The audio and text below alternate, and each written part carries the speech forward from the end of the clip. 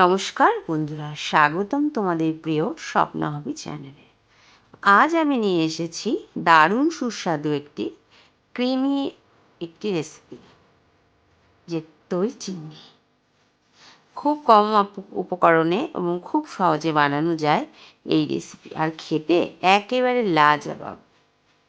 চলো তাহলে দেখে নিই কীভাবে আমি বানালাম এই দই চিংড়ির রেসিপিটা।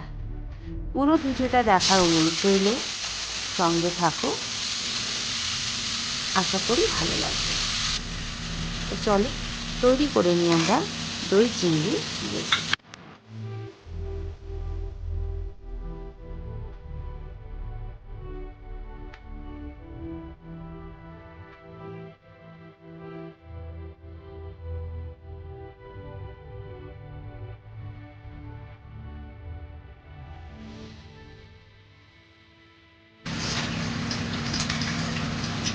চিংড়ি মাছ হয়ে গেছে।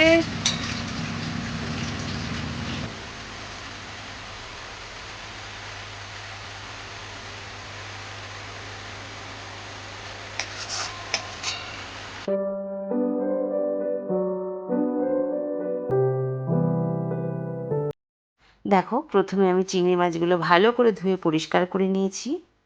তারপর এর মধ্যে হালকা নুন দিয়ে আমি মাছটাকে ম্যারিনেট করে নেব। এখানে আমি শুধু নুনই দেবো, আর কিছুই দেবো না।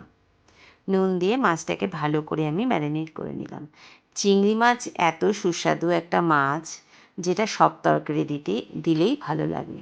আমি ঠিক বলেছি কি না বলো? তারপরে দেখো, কড়াই বসিয়ে নিয়েছি।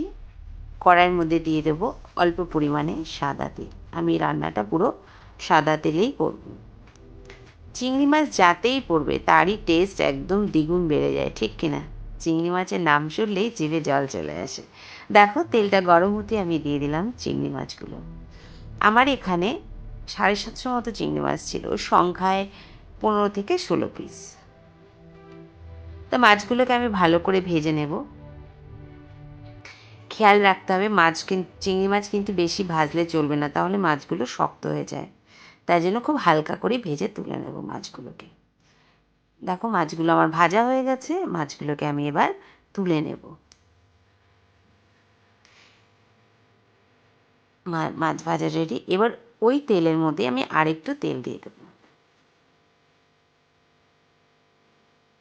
দেবো। তেলটা গরম হোক, তার মধ্যে দেবো গরম মশলা। তাহলে চলো তার মধ্যে আমরা জেনে নিই চিংড়ি মাছের উপকারিতা।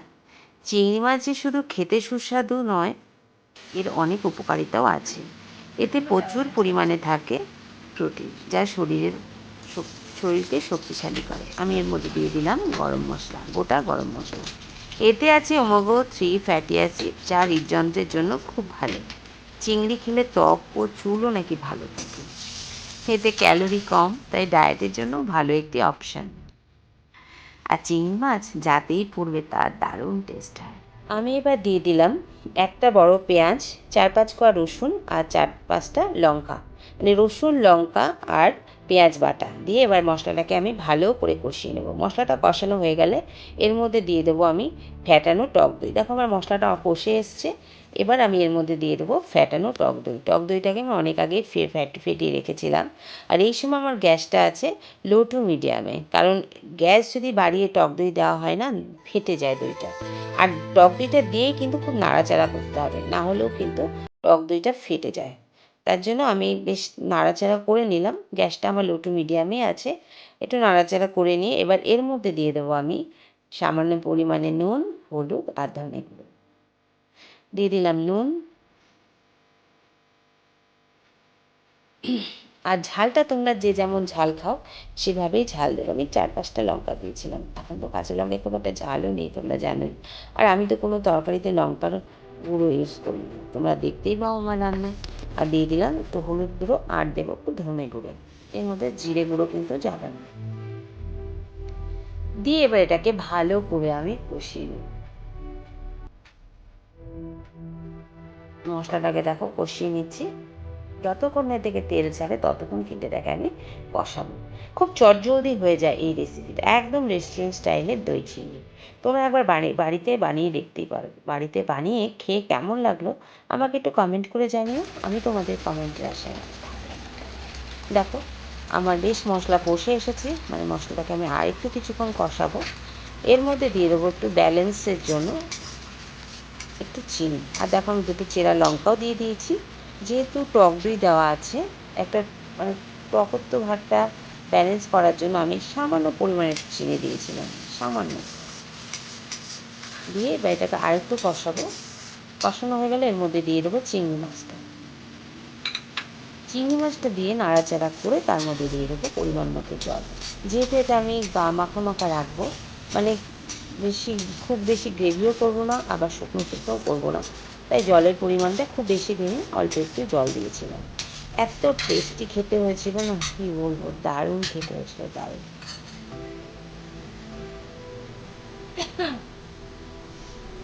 দেখো আমার মশলা থেকে তেল ছেড়ে আসছে, আর একটু নাড়াচাড়া করে এর মধ্যে দিয়ে দেবো পরিমাণ মতো জল। চিংড়ি মাছ তো এমন একটা জিনিস, তুমি যাতেই দেবে তারই স্বাদ পাল্টে যাবে। ঠিক বলেছি কি না বলো? এবার দিয়ে দিলাম সামান্য জল। জলটা দিয়ে এবার মাছটাকে একটু ফুটতে সময় দেবো, কারণ চিংড়ি মাছটা ফুটতে বেশিক্ষণ সময় লাগে না, খুব চটজলদি হয়ে যায় এই রেসিপিটা। খুব সামান্য মশলায় খুব কম সময় হয়ে যায় চিংড়ি মাছের এই রেসিপিটা। দেখো আমার মাছের ঝোল ফুটে গেছে।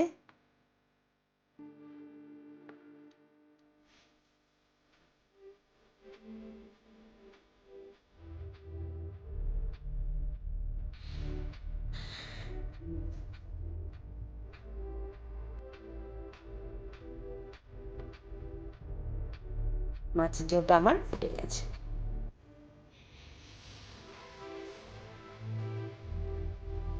এর মধ্যে সামান্য গরম মশলা দিয়ে আমি মাছটাকে নামিয়ে নিই।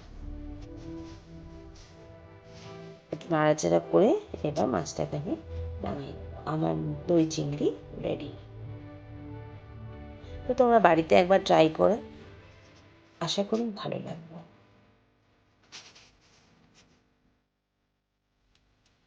এবার খাওয়ার জন্য রেডি গরম গরম ভাতে দই চিংড়ির এই রেসিপি।